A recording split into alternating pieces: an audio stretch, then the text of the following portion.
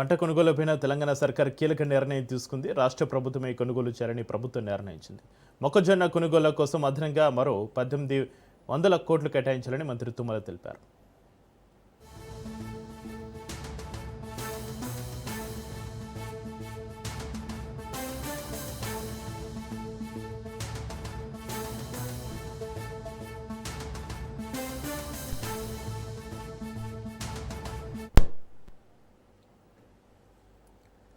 తెలంగాణలో రాష్ట్ర ఆవిర్భావ దినోత్సవం కానుకగా జూన్ 2 నుంచి ఇందిరమ్మ బీమా పథకం ప్రారంభించనున్నట్లుగా డిప్యూటీ సీఎం బట్టి విక్రమార్క ప్రకటించారు. ఈ పథకం ద్వారా రాష్ట్రంలోని సుమారు 1.15 కోట్ల కుటుంబాలకు ప్రమాదవశాత్తు కుటుంబ పెద్దను కోల్పోతే 5 లక్షల బీమా రక్షణ అందించనున్నారు. పేదల సంక్షేమే లక్ష్యంగా ప్రభుత్వం ఎన్నికల హామీలను దశల వారీగా అమలు చేస్తుందని డిప్యూటీ సీఎం స్పష్టం చేశారు. మహిళల ఆర్థిక స్వావలంబన కోసం మహిళా సంఘాలకు వడ్డీ లేని రుణాలు ప్రస్తుతం ఏటా 20,000 కోట్ల స్థాయిలో అందిస్తున్నామని, అవసరమైతే దీన్ని 1,00,000 కోట్లకు పెంచుతామని తెలిపారు. ప్రాంతంలో అలాంటి రాజకీయ పార్టీలు ఉద్యమాలు మొదలుపెట్టేదానికంటే ముందుగా గ్రంథాలయ ఉద్యమం ద్వారానే పెద్ద ఎత్తున ఉద్యమం నడిచింది. ఆ గ్రంథాలయ ఉద్యమానికి ప్రధానంగా ఖమ్మం, సూర్యాపేట, మదన ప్రాంతాలు జనగాం ప్రాంతాలతో అత్యంత ప్రాధాన్యతరంగా ఉండే. అంటే గ్రంథాలయం అనేది ప్రజలపైన చాలా పెద్ద ఎత్తున ప్రభావితం చేసేటువంటి ఒక పెద్ద సంస్థ. అటువంటి గ్రంథాలయ సంస్థ కూడా ఈరోజు ప్రజలకు కావాల్సినటువంటి అవసరాలకు సంబంధించినటువంటి సమాచారాన్ని అందిస్తూ పెద్ద ఎత్తున ప్రజల మధ్య తీసుకొని పోవటం కోసం ఉపయోగపడేటువంటి గ్రంథాలయ సంస్థ కూడా చాలా అతి ముఖ్యమైనది. అధికారంలోకి వచ్చినటువంటి కాంగ్రెస్ పార్టీ రేవంత్ రెడ్డి గారు ఎప్పుడు కలిసినా దుర్గన్న నీదొక్కటే పెండింగ్ ఉంది, నీకు కూడా త్వరగానే పూర్తి చేస్తామని బట్టి గారికి కూడా 10 సార్లు దుర్గన్నని తొందరగా మనం ఎక్కడో చోట కూర్చోబెట్టాలని. అంటే నాయకత్వం పట్ల అభిమానంతో, విశ్వాసంతో, నమ్మకంతో, నిబద్ధతతో, నిజాయితీతో పనిచేస్తే రాష్ట్ర నాయకత్వం కూడా గుర్తించి సముచితమైనటువంటి స్థానం ఇస్తుంది అని చెప్పడానికి ఈనాడు దుర్గా ప్రసాద్ గారు కానీ కాదర్ బాబా గారు కానీ మనకి నిదర్శనం. సముచితమైన వ్యక్తికి పదవి ఇచ్చారు కాబట్టి ఆయన అభినందించాలని వచ్చారు. అది ఆయనకి పెద్ద పదవి, సుడా పదవి పెద్ద పదవి కాదు. కానీ ఇప్పటివరకు పార్టీలో ఆయన తీసుకున్నటువంటి బాధ్యతలు జిల్లాలో సమన్వయం చేయటం కానీ, సరే ఎక్కువ బట్టి గారికి సహాయం చేయటం కానీ, నాకు కొద్దిగా చేసేయటం కానీ, అందరినీ సమన్వయం చేసి ఎక్కడ ఏది ప్రాబ్లం వస్తే ఆ ప్రాబ్లంని అమ్మటే రాజకీయంగా పరిష్కారం చేసి ఎన్నికల్లో అందరినీ ఒక్క తాటి మీదకి తీసుకొచ్చి మా అందరి విజయానికి పాల్పడ్డటువంటి దుర్గా ప్రసాద్ గారికి ఈ యొక్క అవకాశం గౌరవ ముఖ్యమంత్రిగా ధాన్యం కొనుగోలు ప్రక్రియలో ఎలాంటి ఇబ్బందులు లేకుండా చర్యలు తీసుకోవాలని ఉన్నతాధికారులను మంత్రి ఉత్తమ్ ఆదేశించారు. తెలంగాణ రాష్ట్ర వ్యాప్తంగా వరి ధాన్యం కొనుగోలుపై ఉన్నతాధికారులతోటి మంత్రి వీడియో కాన్ఫరెన్స్ ద్వారా సమీక్ష నిర్వహించారు. ఈ సందర్భంగా ధాన్యం సేకరణ వేగవంతం చేయాలని అధికారులకు మంత్రి ఉత్తమ్ కుమార్ దిశానిర్దేశం చేశారు. రైతులకు చెల్లింపుల పురోగతిపైన ప్రత్యేకంగా చర్చించారు. రైతులు గందరగోళం సృష్టించవద్దంటూ అధికారులను మంత్రి ఉత్తమ్ ఆదేశించారు.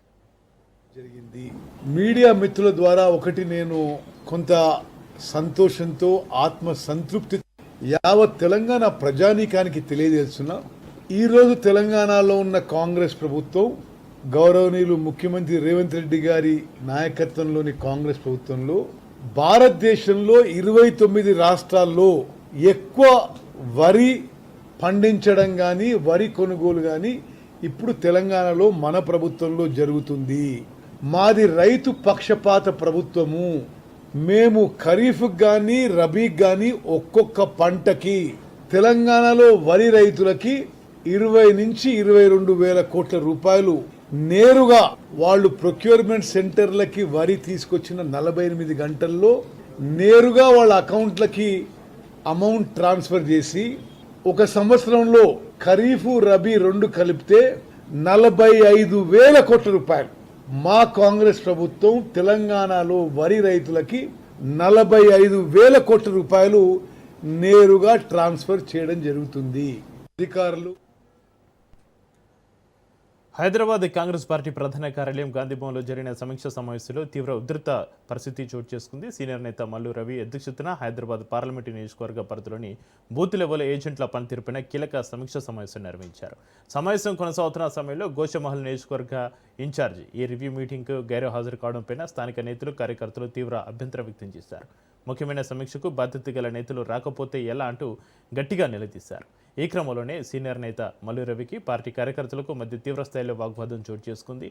ఇరు వర్గాలు పరస్పరం వాదించుకోవడంతో గాంధీభవన్లో ఒక్కసారిగా రాజకీయ వాతావరణం వేడెక్కింది.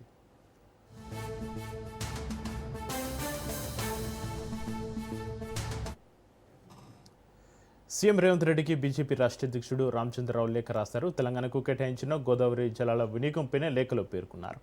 గోదావరి జలాలను తెలంగాణ ప్రభుత్వం సద్వినియోగం చేసుకోవడం లేదని విమర్శించారు. గోదావరి నదిపైన 360 టీఎంసీల ప్రాజెక్టులకు కేంద్ర ప్రభుత్వం అనుమతులు ఇచ్చిందని తెలిపారు. కాళేశ్వరం బ్యారేజ్ల పునరుద్ధరణపైన నిర్లక్ష్యం చేశారని మండిపడ్డారు. దీనివల్ల 200 టీఎంసీలు నష్టపోతున్నామని లేఖలో పేర్కొన్నారు. అన్ని అనుమతులు వచ్చినా సీతారామసాగర్ను రాష్ట్ర ప్రభుత్వం ఇంకా పూర్తి చేయడం లేదని మండిపడ్డారు. సమ్మక్క సారక్క ప్రాజెక్టులోనూ ప్రభుత్వం విఫలమైంది అన్నారు. గోదావరి నది ప్రాజెక్టులపైన వెంటనే దృష్టి సారించాలన్నారు రామచంద్రరావు.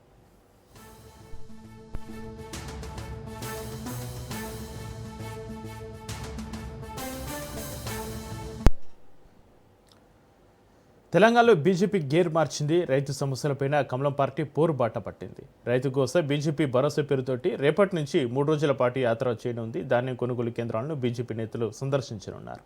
బీజేపీ ఎంపీలు, ఎమ్మెల్యేలు, ఎమ్మెల్సీలు నిరసన తెలపనున్నారు. రైతులతోటి ముఖాముఖి కానున్నారు. ప్రభుత్వం వెంటనే ధాన్యం కొనుగోలు చేయాలని బీజేపీ నేతలు డిమాండ్ చేస్తున్నారు.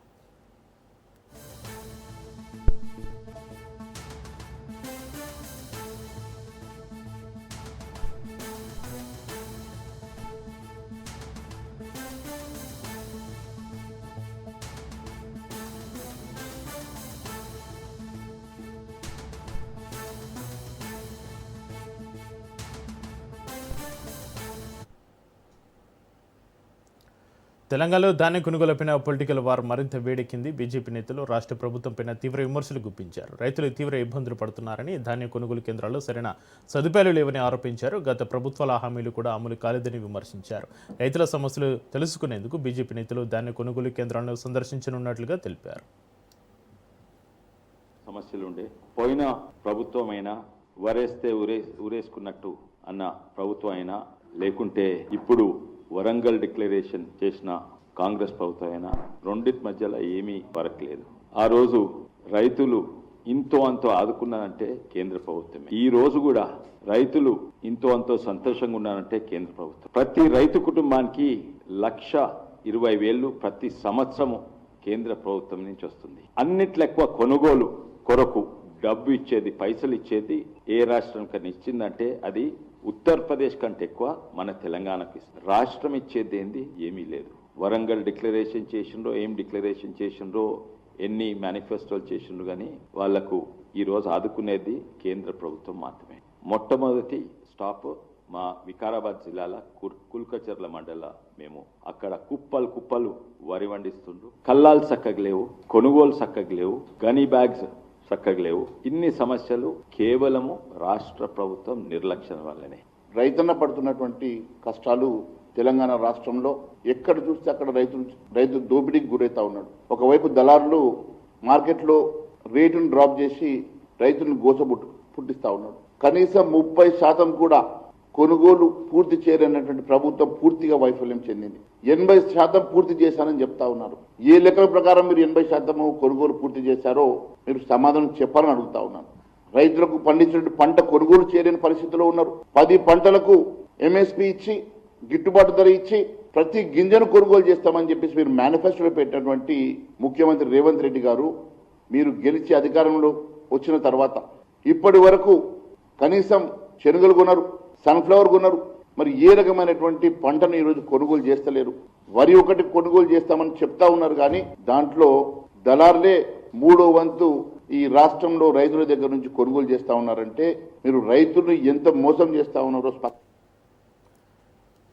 కాంగ్రెస్ ప్రభుత్వంపైన బీఆర్ఎస్ వర్కింగ్ ప్రెసిడెంట్ కేటీఆర్ తీవ్రస్థాయి విమర్శలు గుప్పించారు. రైతుల పరిస్థితిపైన స్పందించిన ఆయన రైతుల కళ్ళ నుంచి రక్తం కారుతుందంటూ ఆవేదన వ్యక్తం చేశారు. అలాగే కాంగ్రెస్ ప్రభుత్వాన్ని తీవ్రంగా లక్ష్యంగా చేసుకున్న కేటీఆర్ కాంగ్రెస్ను మూసిలో కలపాలి అంటూ వ్యాఖ్యానించారు. హెడ్ర చర్యలపైన మండిపడ్డారు. శని ఆదివారాల్లో పేదల ఇళ్లను కూల్చివేస్తున్నారని ఆరోపిస్తూ ప్రభుత్వంపైన ఆగ్రహం వ్యక్తం చేశారు. ప్రభుత్వంపైన ప్రజల తీవ్ర అసంతృప్తి ఉందని, కోపం పీకల వరకు చేరిందని కేటీఆర్ వ్యాఖ్యానించారు. అట్లాంటి పరిస్థితి ఉన్నది. తప్పకుండా ప్రజల్లో అభిమానం ఉంది, ప్రజల్లో కేసీఆర్ గారిని తిరిగి తెచ్చుకోవాలి అనే ఆరాటం ఉంది. కానీ అది జరగాలి అంటే మరి సుశిక్షితులైన సైనికుల్లాగా మన కార్యకర్తలు, మన నాయకులు ఎక్కడ వాళ్ళక్కడ తయారు కావాల్సిన అవసరం ఉంది. జూన్ నెలలో, వచ్చే నెలలో సభ్యత్వ నమోదు కార్యక్రమాన్ని ప్రారంభించుకోబోతా ఉన్నాం. జూలై, ఆగస్టు నెలలో మొత్తం కమిటీలు కూడా వేసుకోబోతా ఉన్నాం. ఆ తర్వాత కమిటీలు వేసుకొని బ్రహ్మాండంగా మరి సుశిక్షితులైన సైనికుల్లాగా మిమ్మల్ని తీర్చిదిద్దడానికి అంబర్పేట నియోజకవర్గంలోని మరి ఒక ఎంపిక చేసిన 1000-1200 మంది కార్యకర్తలకు మంచి శిక్షణ కూడా ఇవ్వడం జరుగుతుంది. హైదరాబాద్ మహానగరంలో ఒక్క ఇళ్లను కట్టిందా కాంగ్రెస్ ప్రభుత్వం? కట్టిందా, కట్టలేదా? ఒకసారి గట్టిగా చెప్పాలి, వినబడతలేదు. ఇల్లు గులగొట్టిండు. శనివారం, ఆదివారం వచ్చిందంటే ఏ ఇంటి మీదకి ఏ బుల్డోజర్ వస్తుందో తెలియదు. గరీబోళ్ళు తెలిసి తెలియక గవర్నమెంట్ జాగల ఎక్కడన్నా 20 గజాలో, 30 గజాలో, 40 గజాలలో ఇల్లు కట్టుకుంటే కేసీఆర్ గారు ఒక తండ్రిలాగా ఆలోచించి తెలియక కట్టుకున్నారు. గవర్నమెంట్ జాగనే కదా అని చెప్పి 2.5 లక్షల మందికి జీవో నంబర్ 58 కింద, 59 కింద కేసీఆర్ గారు పట్టాలిచ్చిండు. రాష్ట్రంలో వరి ధాన్యం కొనుగోలు వ్యవహారం రాజకీయంగా హాట్ టాపిక్గా మారింది. రైతులు తీవ్ర నష్టాలు ఎదుర్కొంటున్నారన్నారు జీవన్రెడ్డి. క్వింటాకు 250 రూపాయల వరకు రైతులు నష్టపోతున్నారని, ధాన్యం కొనుగోలు అంశంపైనే కేబినెట్లో చర్చించలేదని మండిపడ్డారు. కాంగ్రెస్ అధికారంలోకి వచ్చిన తర్వాత రైతులను ఘోరంగా మోసం చేసిందని ఆరోపించిన జీవన్రెడ్డి, రైతు భరోసా అమలులో ప్రభుత్వం పూర్తిగా విఫలమైంది అన్నారు. నష్టపోతుండేనే ఆ 3 కిలోల అదనపు తూకంతో ఇప్పుడు ఏదైతే మాయిశ్చర్ పర్సెంటేజ్ పడిపోవడంతో ఇంకొక 5 కిలోలు పడిపోతుంది. అంటే 10 కిలోలు పర్ క్వింటల్. 10 కిలోలు అంటే ఒక కిలోకు 25 రూపాయలు లెక్క పెట్టినా గానీ 25 ఇంటూ 10 కిలోలు 250 రూపీస్ ఆన్ ఎవ్రీ క్వింటల్. ప్రతి క్వింటల్ మీద ఇవాళ రైతు ఏదైతుందో 250 రూపాయలు నష్టపోతుండు. It is nothing but RR tax, Revanth Reddy tax. This is nothing but ప్రభుత్వ వైఫల్యం. కాబట్టి ఒక విధంగా దీన్ని ఏదైతుందో RR tax, Revanth Reddy tax గా పరిగణిస్తుందని చెప్పంటాడు. ప్రతి జిల్లాలకు ఇన్ఛార్జ్ మంత్రులు ఉంటారు.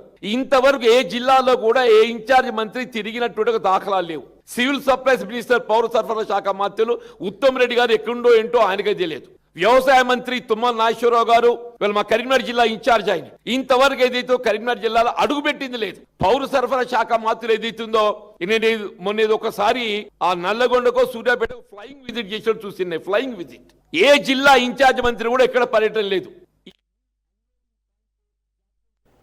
ప్రొఫెసర్ నాగేశ్వరరావు సీఎం చంద్రబాబు నాయుడు జగన్లను ఉద్దేశించి చేస్తున్న వ్యాఖ్యలు ఏపీ పాలిటిక్స్లో తీవ్ర దుమారం రేపాయి. కేసులు నమోదు చేసే వరకు వెళ్ళింది వ్యవహారం. ఈ క్రమంలో మాజీ మంత్రి హరీష్ రావు ఎక్స్ వేదికగా కీలక ట్వీట్ చేశారు. ప్రొఫెసర్ నాగేశ్వరరావు పైన నమోదు చేసిన కేసులు ఉపసంహరించుకోవాలని ఏపీ సర్కార్ను కోరుతూ ట్వీట్ చేశారు హరీష్ రావు. బీజేపీకి Chandrababu instant friend, Jagan long term friend అని పవన్ కళ్యాణ్, నాదెండ్ల మనోహర్ తోటి అమిత్ షా అన్నారని, ఈ విషయాన్ని పవన్ కళ్యాణ్ జనసేన పార్టీ సమావేశంలో అన్నారంటూ ఒక డిబేట్లో చెప్పుకొచ్చారు నాగేశ్వరరావు.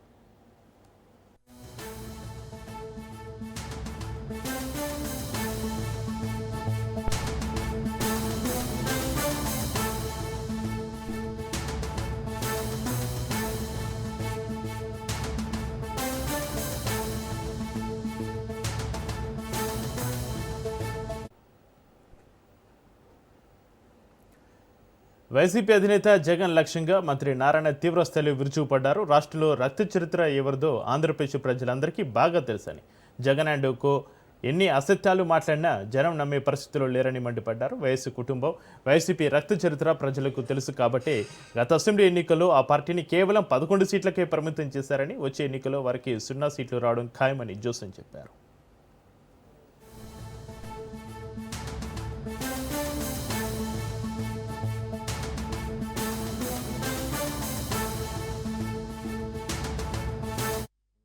నేను కావచ్చు, బోర్డ్ చైర్మన్ కావచ్చు, మేయర్ కావచ్చు, డిప్యూటీ మేయర్, లోకల్ నాయకులు అందరితో ఇక్కడికి రావటం, ఈ కార్యక్రమంలో పాల్గొనడం జరిగింది. ఎందుకంటే ఈ 42, 43, 48, 40 ఈ ప్రాంతాల్లో పేదలు, నిరుపేదలు ఎక్కువ ఉన్నారు. ఎక్కువగా ముస్లిం సోదరులు ఉన్నారు. వాళ్ళకు ఒక మంచి స్కూల్ కట్టాలనే ఉద్దేశంతో నేను ఈ పరిసర ప్రాంతాల్లో సైట్ లేదని అన్వేషించేటప్పుడు అజీజ్ గారు మా వక్ఫ్ బోర్డ్ సైట్ ఉంది, మీరు స్కూల్ కట్టించేది దాంట్లో కట్టించండి అంటే వెంటనే అప్పటికప్పుడు రావటం, దాన్ని చూడటం, వెంటనే వారి బోర్డులో పెట్టి యాక్సెప్ట్ చేయటం, వెంటనే దీని కన్స్ట్రక్షన్కి యాక్చువల్గా గౌరవనీయ విద్యాశాఖ మంత్రి గారు కూడా చెప్పడం, వారు కూడా వెంటనే టేకప్ చేయమంటాం, దీన్ని టేకప్ చేయడం జరిగింది. నేను కావచ్చు, వర్క్ బోర్డ్ చైర్మన్ కావచ్చు, మేయర్ కావచ్చు, డిప్యూటీ మేయర్, లోకల్ నాయకులు అందరితో ఇక్కడికి రావటం, ఈ కార్యక్రమంలో పాల్గొనడం జరిగింది. ఎందుకంటే ఈ 42, 43, 48, 40 ఈ ప్రాంతాల్లో పేదలు నిరుపేదలు ఎక్కువ ఉన్నారు. ఎక్కువగా ముస్లిం సోదరులు ఉన్నారు. వాళ్ళకు ఒక మంచి స్కూల్ కట్టాలనే ఉద్దేశంతో నేను ఈ పరిసర ప్రాంతాల్లో సైట్ లేదని అన్వేషించేటప్పుడు అజీజ్ గారు మా వర్క్ బోర్డ్ సైట్ వైసీపీ అధినేత జగన్ పైన టీడీపీ పొలిటి బ్యూరో సభ్యుడు ప్రభుత్వ విప్ కాల్వ శ్రీనివాసులు తీవ్ర వ్యాఖ్యలు చేశారు. జగన్ ప్రజల్లోకి తప్పుడు సమాచారం తీసుకెళ్తున్నారని ఆరోపించారు.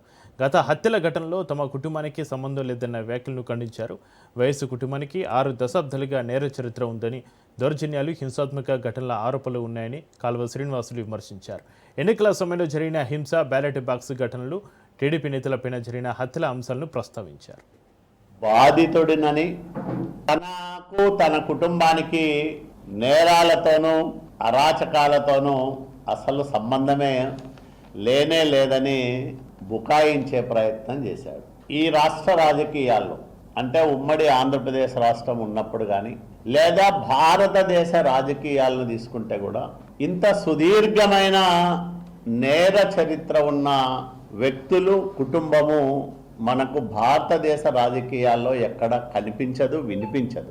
ఒక్క వైఎస్ కుటుంబానికే 6 దశాబ్దాల రక్త చరిత్ర ఉంది. 3 తరాల నేర సామ్రాజ్యాన్ని నిర్మించుకున్న దుష్ట చరిత్ర జగన్మోహన్ రెడ్డి కుటుంబం సొంతం. ఎవరికి ఈ దేశంలో ఇంత సుదీర్ఘమైన నేర చరిత్ర లేదు, రాదు భవిష్యత్తులో కూడా. మరో 20-30 సంవత్సరాలు గడిచిన రాజకీయాల్లో 6 దశాబ్దాల కాలంగా నేరాలనే నమ్ముకొని, హింసనే ఆయుధంగా చేసుకొని ప్రాంతాలను, రాజకీయాలను శాసించిన కుటుంబం మనకు ఎక్కడా కూడా.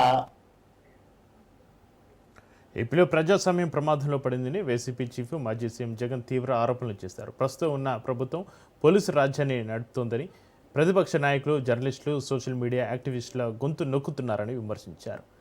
మామిలపల్లి ఘటనల నేపథ్యంలో తమ పార్టీ నేతలు, కార్యకర్తలపైన పోలీసులు అన్యాయంగా వ్యవహరించారని, అరెస్టులు చేయడం దారుణమైనని ఆవేదన వ్యక్తం చేశారు.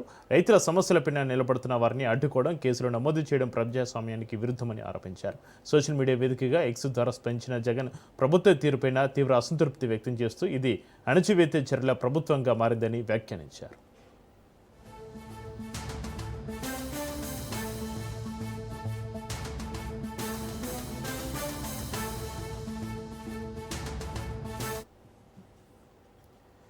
కోటెం ప్రభుత్వంపైన మాజీ మంత్రి అంబటి రాంబాబు తీవ్రస్థాయిలో విరుచుపడ్డారు. సీఎం చంద్రబాబు నాయుడు నియంత్రణ పాలన చేస్తున్నారని ఆరోపించారు. వైసీపీపైన జరుగుతున్న ప్రచారంపైన అంబటి స్పందించారు. వైసీపీ గాలి వీస్తుందని వారికి తెలుసు కాబట్టి ఇలాంటి ప్రచారాలు చేస్తున్నారని విమర్శించారు. వైఎస్ జగన్ మరోసారి అధికారంలోకి రాకూడదనే ఉద్దేశంతోనే కొందరు పూజలు చేస్తున్నారని సంచలన వ్యాఖ్యలు చేశారు. జగన్ వ్యక్తిత్వ హననానికి పాల్పడి తర్వాత ఓట్లు అడగడం సరైంది కాదని అంబటి స్పష్టం చేశారు.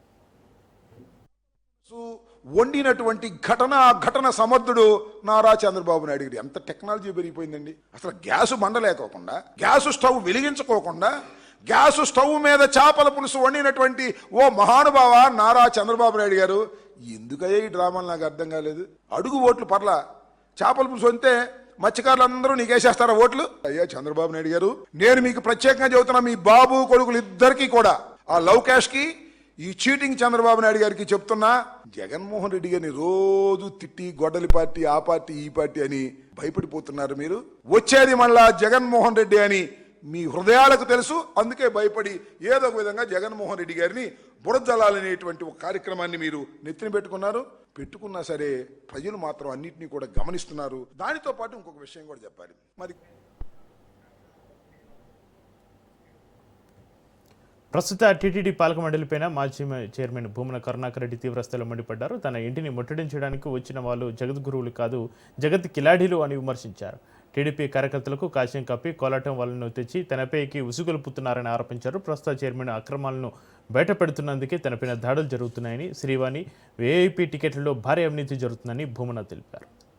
జగత్ కిలాడీలు అని తేలిపోయింది. జగద్గురువుల సంగతి దేవుడెరుగు, జగత్ కిలాడీలు తెలుగుదేశం పార్టీ కార్యకర్తలు తమ పసుపు వస్త్రాలను విసర్జించి కాషాయాన్ని ధరించి నా మీద, జగన్మోహన్ రెడ్డి గారి మీద గత 2-3 రోజులుగా విపరీతంగా మాట్లాడుతున్నారు. సన్యాసుల రూపంలో ఉన్నట్టుగా నటించే ఈ సన్నాసులు నెత్తి మీద రూపాయి పెడితే 5 పైసలకు కూడా అమ్ముడు పోనటువంటి నంబర్ 1 పనికి మాలిన వాళ్ళు.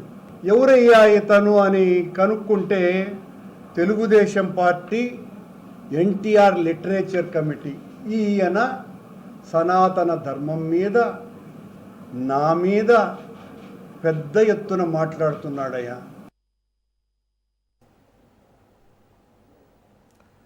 తిరుపతిలో మాజీ టీటీడీ చైర్మన్ భూమన కరుణాకర్ రెడ్డి ఇంటి ముట్టడి యత్నంతో తీవ్ర ఉధృత పరిస్థితి నెలకొంది. పదవిని దుర్వినియోగం చేశారంటూ హిందూ సంఘాలు, సాధు పరిషత్తు సభ్యులు భూమని ఇంటికి తీసుకెళ్లే ప్రయత్నం చేయగా పోలీసులు మార్గమధ్యులని అడ్డుకోవడంతో హైడ్రామా నడిచింది.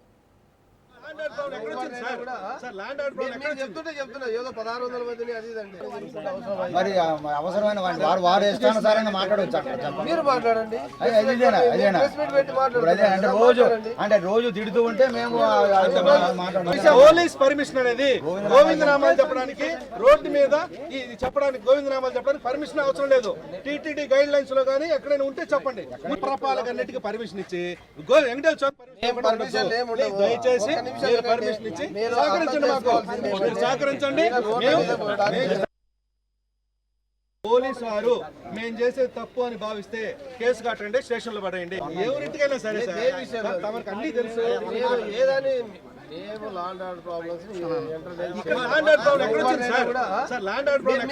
చెప్తున్నా ఏదో 1600 మందిని అది ఇదండి. న్యాయవాది మొయిజుద్దీన్ హత్య కేసులో నిందితులను పోలీసులు అరెస్టు చేశారు. కవాడిగూడకు చెందిన వినయ్ సహా 4గురిని అదుపులోకి తీసుకున్నారు. కల్వకుర్తి, గోవలో అదుపులోకి తీసుకున్నారు పోలీసులు. అడ్వకేట్ను వినయ్ కారుతోటి ఢీకొట్టినట్లుగా గుర్తించారు.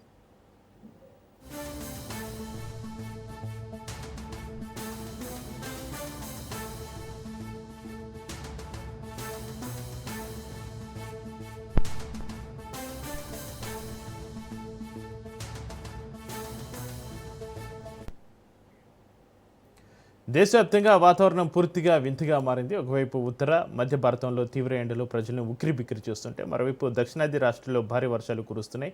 వాతావరణ శాఖ అంచనాల ప్రకారం వచ్చే 7 రోజులు పలు రాష్ట్రాల తీవ్రమైన వడగాలులు కొనసాగే అవకాశం ఉంది. ముఖ్యంగా మధ్య భారతం, ఉత్తర భారతంలోని ప్రాంతాల్లో ఉష్ణోగ్రతలు సాధారణం కంటే చాలా ఎక్కువగా నమోదవుతాయని హెచ్చరికలు జారీ అయ్యాయి. అయితే ఈ నెల 29వ తేదీ తర్వాత కొన్ని ప్రాంతాల ఉష్ణోగ్రతలో స్వల్ప తగ్గుదల కనిపించే అవకాశం ఉంది. ఇక దక్షిణ భారతానికి వస్తే కేరళ, తమిళనాడు, లక్షద్వీప్ ప్రాంతాల్లో వచ్చే 5 రోజుల పాటు భారీ వర్షాలు కురిసే సూచనలు ఉన్నాయి. అలాగే ఈశాన్య, తూర్పు భారతంలో కూడా భారీ వర్షాలు పడే అవకాశం ఉందని వాతావరణ శాఖ తెలిపింది.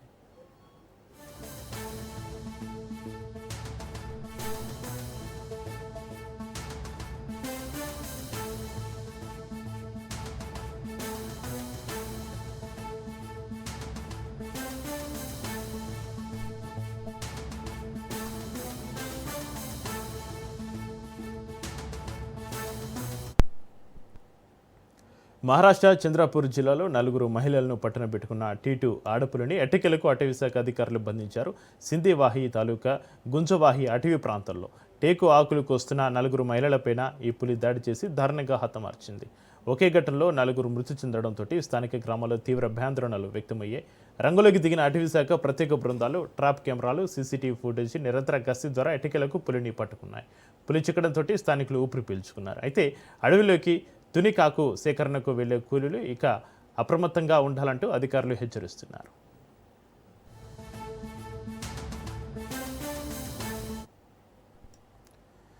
జమ్మూ కాశ్మీర్లో ఉగ్రవాదుల కుట్ర భగ్నమైంది.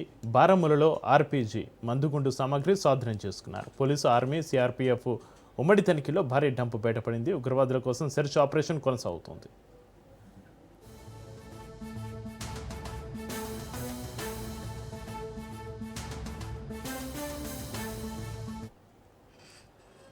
ప్రపంచాన్ని మళ్లీ వణికిస్తున్న ఎబోలా వైరస్ వేగంగా వ్యాప్తి చెందుతుంది. కాంగో, ఉగాండా దేశాల్లో కేసులు పెరుగుతున్న నేపథ్యంలో ప్రపంచ ఆరోగ్య సంస్థ దీన్ని పబ్లిక్ హెల్త్ ఎమర్జెన్సీగా ప్రకటించింది. ఈ పరిస్థితుల్లో భారత ప్రభుత్వం అప్రమత్తమైంది. ఆఫ్రికా దేశాలకు వెళ్లే భారతీయులకు ట్రావెల్ అడ్వైజరీ జారీ చేసింది.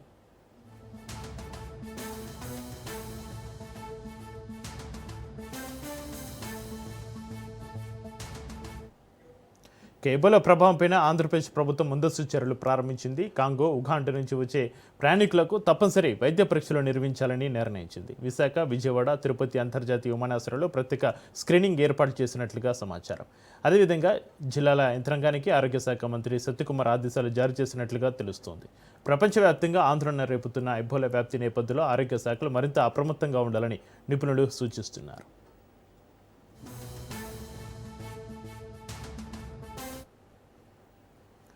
పాకిస్తాన్లో ఘోర ఆత్మాహుతి దాడి జరిగింది. బలూచిస్తాన్ ప్రావిన్స్ రాజధాని క్వెటాలో జాఫర్ ఎక్స్ప్రెస్ రైలును లక్ష్యంగా చేసుకుని బలూచి లిబరేషన్ ఆర్మీ భారీ పేలుడుకు పాల్పడింది. చమన్ గేట్ సమీపంలో జరిగిన ఈ ఆత్మాహుతి దాడిలో కనీసం 23 మంది ప్రాణాలు కోల్పోగా మరో 53 మంది తీవ్రంగా గాయపడ్డారు. క్వెట్టా కంటోన్మెంట్ నుంచి సైనిక సిబ్బందిని తీసుకెళ్తున్న సమయంలో ఈ దాడి జరగడంతో మృతుల్లో ఎక్కువ మంది పాక్ ఆర్మీ సిబ్బంది ఉన్నట్లుగా తెలుస్తుంది. పేలుడు దాడికి రైలు బోగి పూర్తిగా ధ్వంసమైంది.